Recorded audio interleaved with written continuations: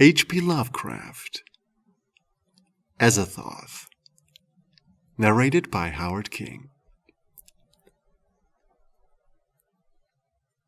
When age fell upon the world, and wonder went out of the mind's man, when grey cities reared to smoky skies, tall towers grim and ugly, in whose shadow none might dream of the sun or of spring's flowering meads, when learning stripped earth of her mantle of beauty, and poets sang no more save of twisted phantoms seen with bleared and inward-looking eyes, when these things had come to pass, and childish hopes had gone forever, there was a man who travelled out of life on a quest into the spaces whither the world's dreams had fled.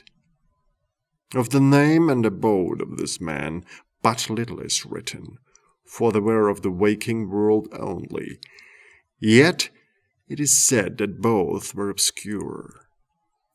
It is enough to know that he dwelt in a city of high walls, where sterile twilight reigned, and that he toiled all day among shadow and turmoil, coming home at evening to a room whose one window opened not on the fields and groves, but on a dim court where other windows stared in dull despair.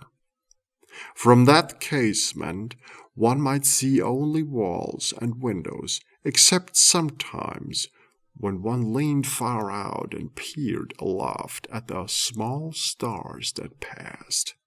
And because mere walls and windows must soon drive to madness a man who dreams and reads much, the dweller in that room used night after night to lean out and peer aloft to glimpse some fragment of things beyond the waking world and the greyness of tall cities.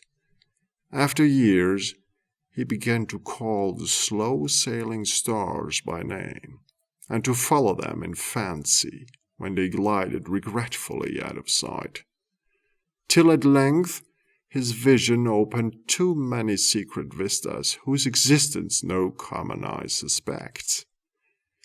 And one night a mighty gulf was bridged, and the dream-haunted skies swelled down to the lonely watcher's window to merge with the close air of his room and make him a part of their fabulous wonder.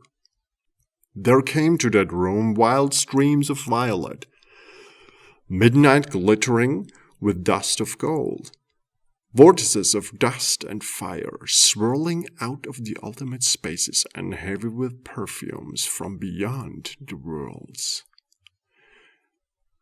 Opiate oceans poured there, litten by suns that the eye may never behold, and having in their whirlpools strange dolphins and sea nymphs of unrememberable deeps.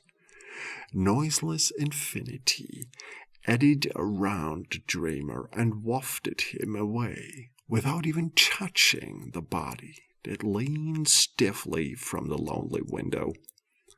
And for days not counted in man's calendars, the tides of far spheres bear him gently to join the dreams for which he longed, the dreams that men have lost. And in a course of many cycles they tenderly left him sleeping on a green sunrise shore.